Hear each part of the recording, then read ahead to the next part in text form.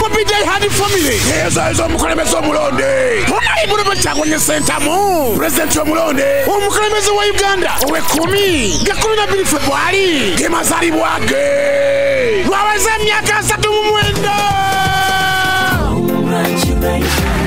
Era yebaza Mukama Katonda olw'obulamu bwe n'emirimu gye gyakoze bannayuganda n'ensi yonna. Mukama Katonda bamusaba buwangazi. Emyaka bufukunya.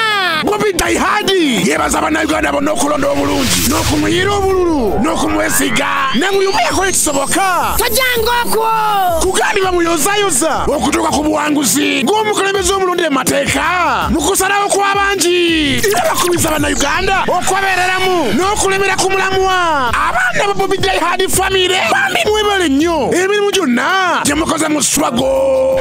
Ayi Mukama Katonda nga tufukamidde ku maviivi tusaba omukulembeze waffe omulonde omuwa obulamu amagezi n'okutegeera. Happy birthday President Wa Uganda owe 10.